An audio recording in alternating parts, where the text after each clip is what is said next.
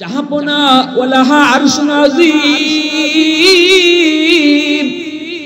তার এমন একটা সিংহাসন রয়েছে, এমন মহান সিংহাসন, দেখার মতো একটা সিংহাসন রয়েছে রানী। বড় দুঃখের খবর হলো রানী সে তার মন্ত্রী পরিষদ প্রজারা সহ সবাই এক আল্লাহরে চিনে না। এরা সবাই সূর্যের পূজা করে, সূর্যের পূজা। এই কথা বলতেই সুলাইমান নবীর চোখ গরম হয়ে গেছে। কি তুই আমার রাজত্বের ভিতরে কোন এক রানী রাজত্ব করব, আবার তারা সূর্যের পূজা করব? আল্লাহর পরিচয় তাদের কলিজায় নেই। কও কি তুমি? বলে হ। তাহলে পরীক্ষা করবো, তোর কথা সত্য না মিথ্যা। এমনি হুদহুদে কয় যে ভাই খুশি ভাই পরীক্ষা করেন। সুলাইমান নবী কয় নে তোরে দি একটা চিঠি পাঠাইলাম, এই চিঠিটা তুই রানী বিলকিসের কাছে নিয়ে দিবি। চিঠিটা তিনি লেখছেন, প্রথমেই পরিচয় দিয়েছেন সুলাইমান নবী। তিনি পরিচয় এটা দেন নাই আমি দুনিয়ার বাদশা সুলাইমান কইতাছি, এই পরিচয় না। প্রথমেই পরিচয় দিয়েছেন আমি আল্লাহর গোলাম। আল্লাহু আকবার। জোরে কও। সফরে বের হয়েছেন সুলাইমান নবী। ইয়ামেনের সানা এলাকায় যায় তিনি নামলেন। বাতাসের উপরে তক নিয়ে তিনি বাতাসের উপরে বেড়াতেন। আল্লাহ পাক রব্বুল আলামিন বাতাসকে তার অনুগত করে দিলেন, আর তিনি বাতাসকে অর্ডার দিলেন সিরিয়া থেকে বাতাস তার তখ্তটাকে উড়াইয়া উনি উনার মন্ত্রী পরিষদ লইয়া 30 হাত লম্বা, 30 হাত প্রস্থ, 30 হাত চওড়া এই সিংহাসন, এই তখ্তারে লইয়া তিনি বাতাসের উপরে ঘুইরা ইয়ামেনের সানআ এলাকায় তিনি নামলেন। ওযু করবেন, পানির প্রয়োজন। পানির সন্ধান দিত হুদহুদ নামে একটা পাখি। এই পাখিটারে তিনি পাইতেছেন না। হুদহুদ পাখি পানির সন্ধান দিত। কেমনে সন্ধান দিত? টুট লাগায়া, মাটিতে টুট লাগায়া এই ছোট্ট হুদহুদ পাখিটাতে বলতে পারতো পানি পাতালের কদ্দুর নিচে আছে। টুট লাগায়া পাখিটায় কয়ে দিতে পারতো। এজন্য এই পাখিটা তার বড় মায়া ছিল, বড় মায়া। হুদহুদ নাই, মালিয়ালা আরাল হুদহুদা। সুলাইমান নবী কয় আমার কি হলো? আমার হুদহুদ কই? হুদহুদ গেছি কে গুরতো? হে নতুন জায়গা ফয়া ফয়া দিহি গুইরা আসমান উঠতে দেখে আরেক হুদহুদ দেখা যায়। ও ইয়ামেনের মারিফ থেকে আসতেছে। দুইজনে আসমানে দেখা। জাতি বাইতো ইয়ামেনের মারিফে হুদহুদে কয় কিরে ভাই তুই কুত্তি গাইছো? কয় ভাই আর কইস না, আমি সিরিয়া থেকে আইছি। কইতে তুই কার হুদহুদ? সুলাইমান নবীর হুদহুদে কয় আমি আল্লাহর পয়গম্বর সুলাইমান নবীর হুদহুদ। আমি উনার ফাঁকি না গালি, আমি উনার সৈনিক। আল্লাহু আকবার। তুই কেডা? কয় আমিও একজন রানীর হুদহুদ। কোন রানী? কয় আমার রানীর নাম হলো রানী বিলকিস। আমার রানীর নাম কি? আমার রানীর নাম হলো রানী বিলকিস। ওই রানীর আমিও একজন সৈনিক। ওই যে দেখ, তাকে দেখ, কেমন একটা রাজ্য দেখা যায় ইয়ামেনের মারিফ। ওই এরিয়াটাই হলো আমার রানীর এরিয়া। ওই এলাকাটা জুড়ে আমার রানী রাজত্ব করে। দোস্ত তুই আমার জাতি ভাই, চল আমি তোরে আমার রানীর রাজ্য দেখাই। সুলাইমান নবীর হুদহুদে কয় না রে ভাই, আমার রাজা, আমার বাদশা বড় গরম। যদি আমারে খুঁজে আর না পায় তাহলে রাগ করবো। কিতা যে করে এটাও ঠিক নেই। তো রানী বিলকিসের হুদহুদে কয় না, আয় তোরে দেখাই, আমার রানীরে দেখাই। আমার রানীর রাজত্ব দেখতে গিয়ে তুই যদি তোর বাদশারে যায় কস এই খবর দেশ, আমার জানা মতে তোর বাদশা এই খবর জানে না।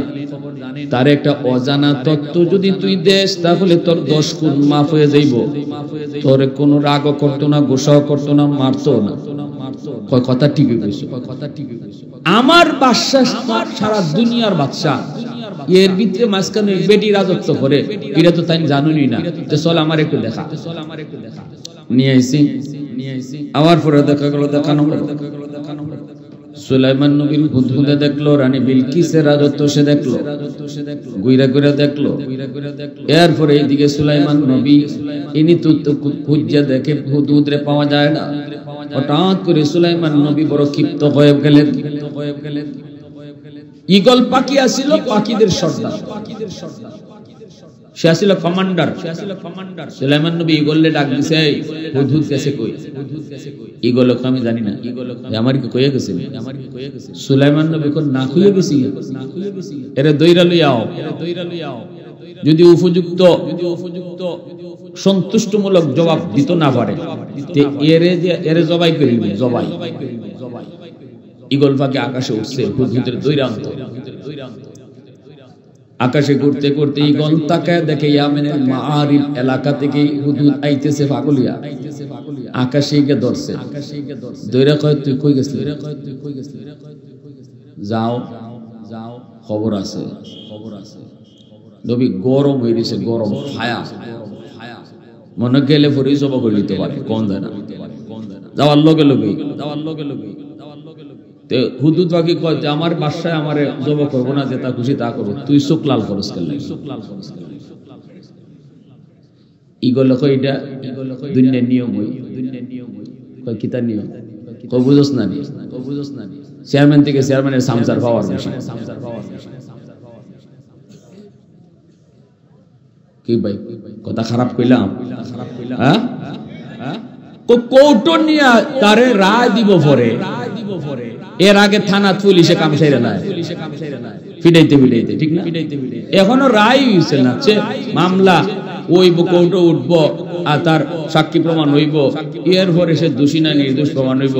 কিন্তু এর আগে ওই থানা দারোগায় তারে অর্ধেক কাম সাইরা না, ঠিক না? নেই যদি জিগায় কিরে ভাই তুই আমার মারস কে লাগে, মামলা তো আমার ওইসে দর্শক কোর্টে নিয়ে আমার হাজির কর, শাস্তি যেটা ওইটা নিমুনে দারোগা কয় এটা দুনিয়ার নিয়ম হই, এটা নিয়ম হই। ইগলো কয় এটা নিয়ম হই, চোখ আমিও তুই লাল করবো, আয় ধরে লই গেছে। সুলাইমান নবী জিজ্ঞাসা কিতেছে ব্যাপার কি, তো কই গেছিল? হুদহুদ পাখি কয় আমি এমন একটা খবর আপনারে দিব যে খবর আপনি নিজেও জানেন না। কি খবর? কয় এক রানীর খবর। কোথায় সেই রানী? কয় ইয়ামেনের মাআরিব অঞ্চলে সে রাজত্ব করে। ধনী বনে জনি তার কোনো অভাব নেই, হার লাইনে সর্ব লাইনে তার কোনো কমতি নেই। অনেক বড় সেনাবাহিনী তার, 18,000 সেনাপতি আছে। এই প্রতিটা সেনাপতির অধীনে আবার 1 লক্ষ করে সৈন্য আছে। এত বড় বাহিনী তার, আবার ধন দৌলত অনেক বেশি। জাহাপনা ওয়ালাহা আরশুন আযীম, তার এমন একটা সিংহাসন রয়েছে, এমন মহান সিংহাসন, দেখার মতো একটা সিংহাসন রয়েছে রানী। বড় দুঃখের খবর হলো রানী সে তার মন্ত্রী পরিষদ প্রজারা সহ সবাই এক আল্লাহরে চিনে না। এরা সবাই সূর্যের পূজা করে, সূর্যের পূজা। এই কথা বলতেই সুলাইমান নবীর চোখ গরম হয়ে গেছে। কি তুই আমার রাজত্বের ভিতরে কোন এক রানী রাজত্ব করব, আবার তারা সূর্যের পূজা করব? আল্লাহর পরিচয় তাদের কলিজায় নেই। কও কি তুমি? বলে হ। তাহলে পরীক্ষা করবো, তোর কথা সত্য না মিথ্যা? এমনি হুদহুদে কয় যে ভাই খুশি ভাই পরীক্ষা করেন। সুলাইমান নবী কয় নে তোরে দি একটা চিঠি পাঠাইলাম, এই চিঠিটা তুই রানী বিলকিসের কাছে নিয়ে দিবি। চিঠিটা তিনি লেখছেন, প্রথমেই পরিচয় দিয়েছেন সুলাইমান নবী। তিনি পরিচয় এটা দেন নাই আমি দুনিয়ার বাদশা সুলাইমান কইতাছি, এই পরিচয় না। প্রথমেই পরিচয় দিয়েছেন আমি আল্লাহর গোলাম। আল্লাহু আকবার, জোরে কও, আরো জোরে কও। আমরা সামান্য চেয়ারম্যান হইলই হব লাগাইয়া মাছ কিনতে গেল, কয় সিনস নি আমার নয়া চেয়ারম্যান হইছে। আমি বুঝিনি ঢাকা শহরে আমার চোখের সামনে এক বেটা এসপি আছিল, পুলিশের কিতা আছিল, এসপি এখন রিটায়ার। 5 টাকার শাক, বেটি বুড়া বেটি গরিব বেটি, এখানে 5 টাকার শাক, এখানে 5 টাকা বাগা বুঝেননি, শাকের বাগালে হবে। আমি ওকে দাঁড়াইছি, শাকটা গ্রাম থেকে আনছে, দেখতে সুন্দর লাগে, ফজরের পরে। তাই না গেছি এসপি সাহেব আমি চিনি, ঢাকা শহরের কথা বলি। গিয়ে এখানে দাঁড়াইছে, দাঁড়াইয়া আমি বলতেছি কত গো? এটি কয় 5 টাকা। আমি দেবো, আমার দেবো, তোমার 2টা দেবো। এবারটা কি কয় দাম কত? 5 টাকা। 3 টাকা রাখ, 3 টাকা রাখ। বেটি কয় স্যার ই 5 টাকা ইডে টাকা হইলো স্যার আপনার লাগে 5টা টাকা হতো চিনো সামারে ওই কাম হইছে নি চিনো সামারে আপনারে কি দাস আরে আমি এসপি 5 টাকার শাক সে 3 টাকা দিয়ে কিনতেছে পরিচয় দিতেছে কি আমি জোরে মাতো এর মতো নাটা আসেনি দুনিয়ায় অত নাকা লাগে সিলেটের মানুষ এর মতো নাটা আসেনি হ্যাঁ আমি আর মাতলাম না কিন্তু এইলাম তাহলে এটাই বুঝলাম যে সারা জীবন যে কর্ম করে মরলে বুড়া হইলে এই কর্মর খাসলত বদলায় না ঠিক না যে যৌবনে যে কাম করবায় বুড়া হইলো ইডি করবা তো গরু চুরি করতো সারা জীবন তখন আর শৈল্য শক্তি নাই নিজের গরুর দুঃখে গরু একটা সারে আরেকটা ভাঙে কিতা করবো অভ্যাস তো নিজের গরু একটা সারে আরেকটা এজন্য যৌবনে কেডায় কিতা করো এটা আল্লাহ আলাদা প্রশ্ন করবো হাসরের মাঠে আনুমুরিহি ফিমা আফনাহু ওয়া আন শাবাবিহি ফিমা আবলাহু জীবন কোন পথে কাটাইছো এই প্রশ্নটা যখন আল্লাহ করব আলাদাভাবে করব যৌবন কালটা কোন কাজে ব্যয় করছো এটা আল্লাহ আলাদাভাবে প্রশ্ন কয়নে চিঠি লইয়া যা জয়ানে চিঠি নিয়ে দে সুলাইমান নবীর চিঠি নিয়ে হুদহুদ পাখি রানী বিলকিসের কাছে আইছে রানী বিলকিস সে তার আন্দর মহলে খাস কামরায় ঘুমো এই চিঠিটা দিয়া দিছে বিলকিস রানীর একদম বুকের উপরে রানী কয় এই চিঠি আইলো কর্তিকা 7 কামরার ভিতরে আমার খাস কামরা এখানে ঢুকবার ক্ষমতা কারো নাই এই চিঠি আসলো কর্তিকে হঠাৎ করে দেখে জানালার উপরে বসে রয়েছে একটা পাখি এই সেই হুদহুদ পাখি এই পাখি তারে চিঠি দিছে পাখিটা আবার দাঁড়ায় দাঁড়ায় বয়া বয়া দেখতেছে রানী এরপরে কি সিদ্ধান্ত নেই চিঠি পাওয়ার পরে তার প্রতিক্রিয়া কি হয় নবী কইয়া দিছে খালি চিঠি দিয়ে আইবে না চিঠি পাইয়া কি তা উত্তর দেয় ইডো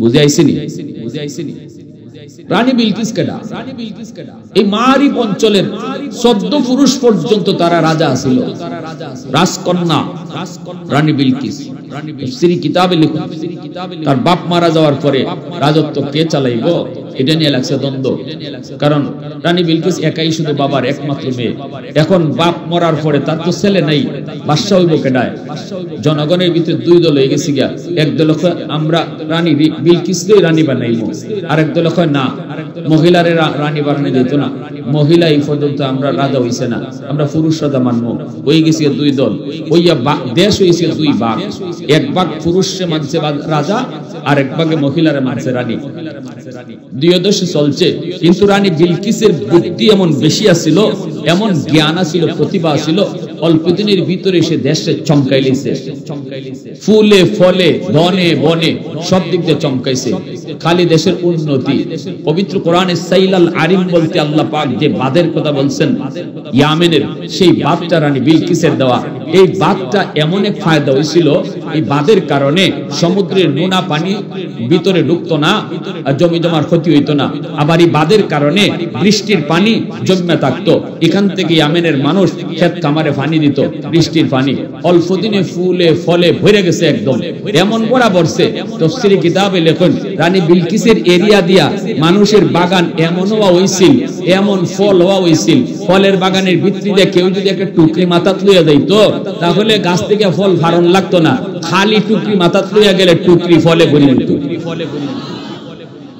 কিতা বুঝুন এখন ওই পুরুষ মানুষের রাজত্ব এই যে এরিয়া ওই এরিয়ার মানুষে রাজারে খালি খুশায় খালি খুমটায় তুমি তোমারে আমরা বেটা মানুষ রাজা বানায় লাভ হইল কিতা কিন্তু বেটিওয়ালা কি পরিমাণ উন্নতি আমরা কোনো খবরই নাই এখন বাদশা করছে বিপদ কয়রে আমি তো এখন রাজা আমার বাদশাই দেব জনগণ বিদ্রোহ করে নিব তখন এই বাদশায় মনে মনে সিদ্ধান্ত নিয়েছে রানীর সাথে যুদ্ধ লাগাই দেব খুশাখুশি শুরু করছে যুদ্ধ বাধাই দেয় থাকলে তাম না থাকলে নাই এমন তো জনগণে আমার রাখতোই না যা বুঝতেছি একটা যুদ্ধই বাধাই দেয় রানী বিলকিস এটা টের হইয়া আচ্ছা তুমি তো যুদ্ধ বাঁধাইয়া অনেক লোক মারবার খেয়াল করতেছো, নেও আমি তোমার যুদ্ধ করাইতেছি। রানী বিলকিসে করছে কি বুদ্ধি, কেমন বুদ্ধি, প্রেমের সিডি লিখছে বাদশার, কেমন সুন্দরী আবার বুদ্ধি, বেটিরে বিয়া করতে চায় না কেডা, রাজার কাছে প্রেমের সিডি লিখছে, লিখকে কয় কেমনে যে কই তোমারে, ও মা গো মা, হে সিডি ভাইয়া তো হে বুঝা যায় সাথে আসমানে ভাইছে, কয় আমার তো বহুদিনের একটা স্বপ্ন, কিন্তু কইতাম যে কেমনে, ভিতরে ভিতরে আমি তো তোমার প্রেমে পড়ে গেছি। আমি একটা জোয়ান নারী, আমারও তো বিয়া শাদী হওয়া দরকার, একটা স্বামী দরকার, কারণ আমি একজন রানী, আমার জনগণ কেউ তো বিয়া করতাম পারি না, আরেক রাজারই বিয়াকরণ লাগে, কারণ আমি রানী, আর তুমি তো ওইদিকে আমার রাজা, এখন তুমি যদি রাজি থাকো আমি তোমার কাছে বিয়া বইতাম। হে বুঝা যায় ভারে না সান্দটি জায়গা ভাল দিয়া, বুঝছেন না, বুঝছেন না, হে তো উত্তর ভাইয়া উত্তর দিছে, কয় হায় হায় হায় তুমি কোথার কইতাইনি, খালি কইবার আগেই তো আমি রাজি আছিলাম, এমনি ধুম দাম বিয়ার আয়োজন কইতেছে, দুই দেশের জনগণে জানে। বিলকিস রানীরে তার মন্ত্রীরা গিয়া হয়, এটা কি শুনতাছি বুঝলাম না, আপনি নাকি বিয়া বইবেন?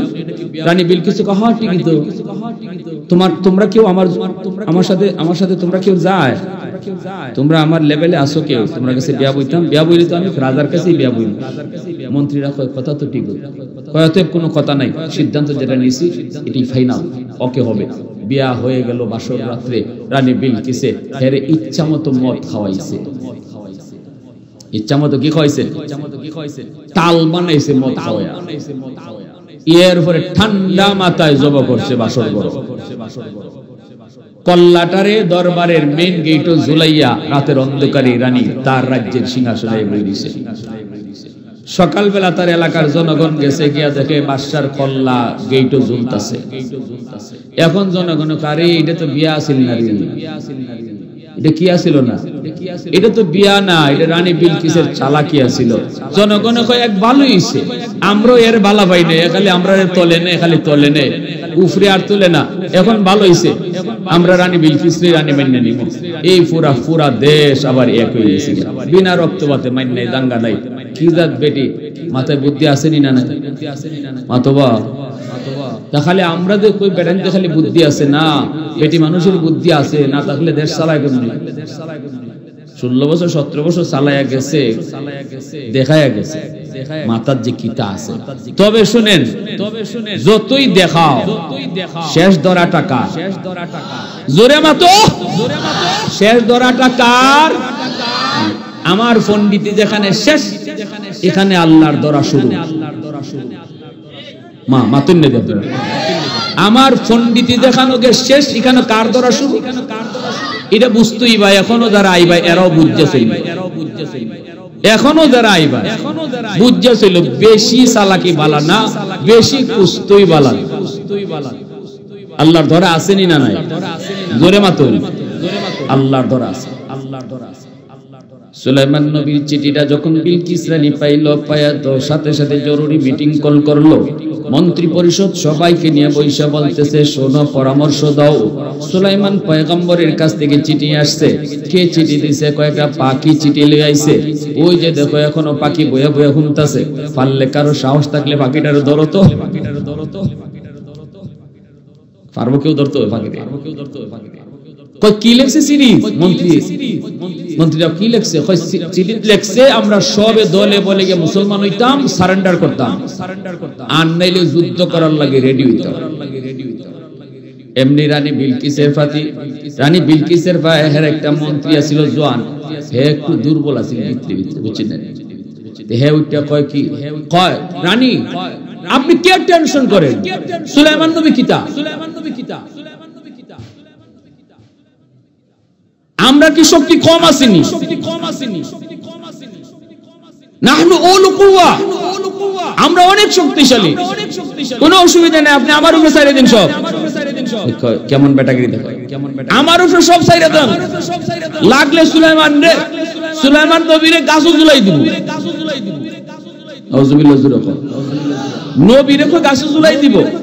দিছে রানী বিলকিসে দমক, এ মানজার থাম, অত ফালাইস না, নবীরে ধরবে নে পরে, আগে তার ফাকিরে ধরবে।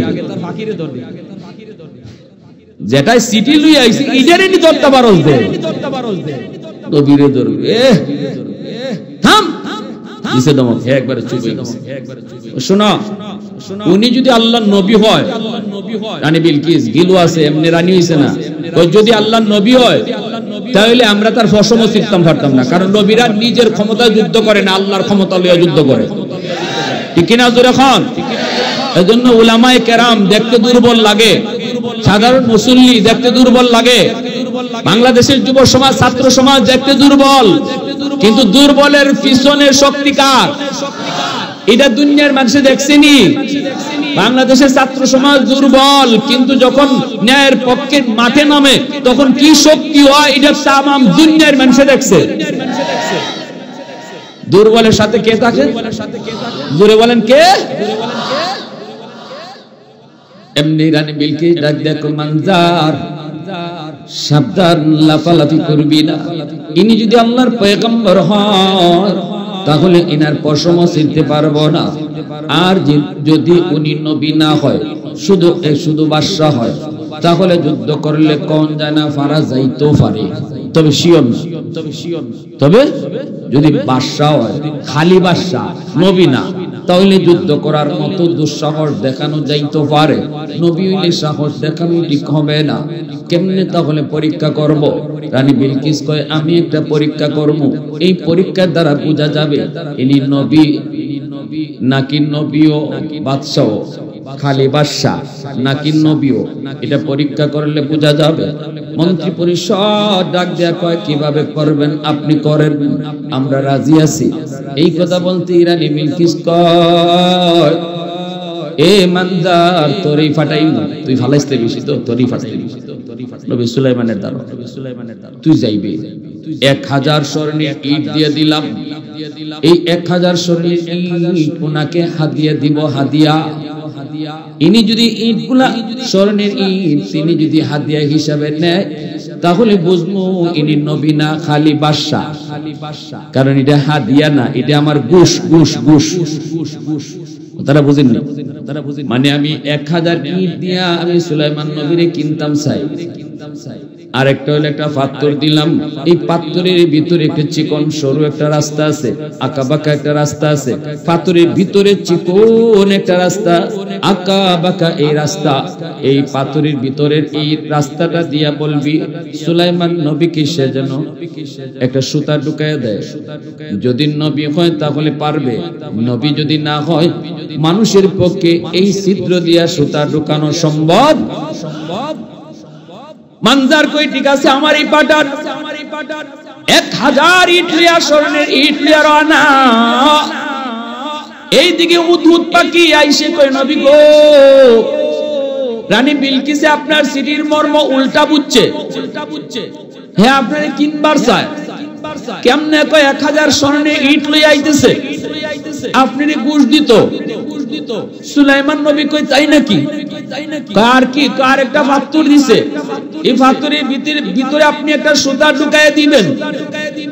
সুলাইমান নবী এই কথাগুলা শোনার পর সাথে সাথে তিনি দেবদানবকে ডাকলেন, দেবদানবকে ডেকে তিনি বলতেছেন, তোমরা আমার রাজমহল থেকে 18 কিলোমিটার রাস্তা তোমরা স্বর্ণের রাস্তার ইট বিছায়া রাখো, স্বর্ণের ইট 18 মাইল বিছায়, তো 18 মাইল 22 ক্যারেটের স্বর্ণ বিছাইতেছে দেবদানব। সুলাইমান নবী কয়, আর 1000 ইট, 1000 ইটের জায়গা তোমরা ফাঁকা রাখবা, ফাঁকা, এখানে ইট দিও না, ফাঁকা রাখো। এটা কেমনে, কেন? সুলাইমান নবী কইলে পরে বুঝবা। এইদিকে রওনা সুলাইমান নবী, তিনি তার মহলটারে সুন্দর করে সাজাইতেছেন। আমার ভাইরা বন্ধুরা, এদিকে মানজার যখন আওয়াজ শুরু করছে, মানজার আইছে, হাদিয়া লই আইছে, ঘুষ লই আইছে 1000 স্বর্ণের ইট, 1000 স্বর্ণের ইট নিয়ে যখন 18 মাইল আগ থেকে দেখে স্বর্ণের ইটের রাস্তা বিছাই, দুই দিকে গরু ছাগলে লেদায় সেনায় স্বর্ণের ইটের উপরে। এখন মানজারে কয়, সাথী সঙ্গীরা কই, ইনি কি তারে দেখছেন, নকল না আসল, নাকি ধরছে দইরা পাথর দিয়ে গোসা দিয়ে দেখে একবারে 100 স্বর্ণ।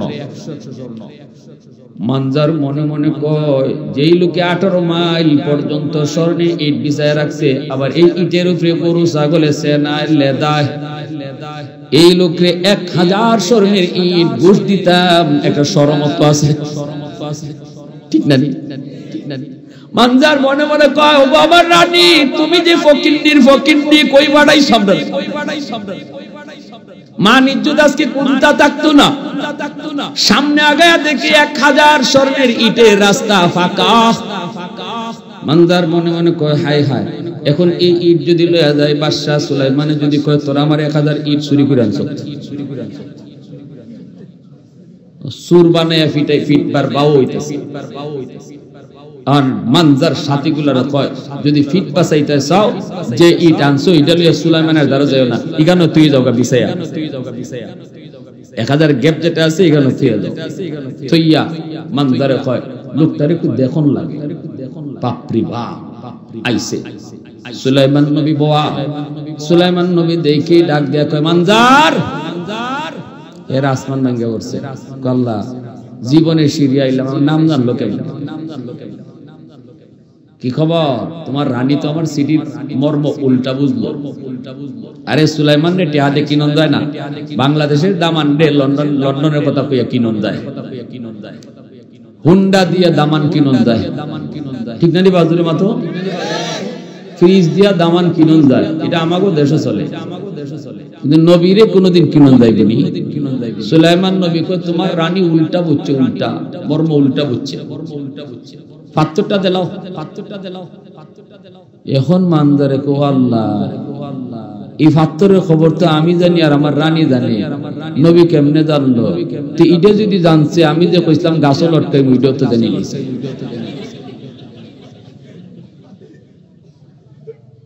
ওখন যে কিতা হয় হের, তো এদিকে ফ্যাট গরম হয়ে গেছে। সুলাইমান নবী মুসকে আসেন, সুলাইমান নবী দেখতেছেন এর গাম বাড়িতেছে, কোন টেনশন কইরো না, সবই জানি আমি, ধরতাম না, তুমি মেহমান ধরতাম না, পাত্রটা দাও। পাত্রটা দিছে করে সুলাইমান নবী ফিফরারে ডাক দিছে, ফিফরারে ডাক দিয়ে ফিফরার মুখ সুতা ধরাইয়া দিয়া কই, তুই এই ছিদ্র দিয়ে হামাইবি আর সুতা ইবা থেকে ইবা লই দিবি। সুতার এই পিঁপড়া সুতা মুখে নিয়ে আসে, ছিদ্রের এই মাথা থেকে ওই মাথায় সুতা দিয়া দিছে পার করা। এইবার সুলাইমান নবী কয়, নাও তোমার রানী নিয়ে দিও, সামদের টুকরা হেলই আইছে। আইয়া কয়, রানী বিলকিস কয়, কি খবর? এ মানজা, ব্যাপার কি, খবর কি কও? মানজার কয়, তুমি যে ফকিন্নি গো, 1000 ইট দিয়ে ফাটাইছো, যে বেটা 18 মাইল ইট বিছাইয়া রাখছে। শোনা কয়, দিছত নি? কয়, দিতা সুরির থেকে যে বাচ্চাইছি দেখো, খালি লইয়া গেল ওই সুর কইয়া ফিটাইল।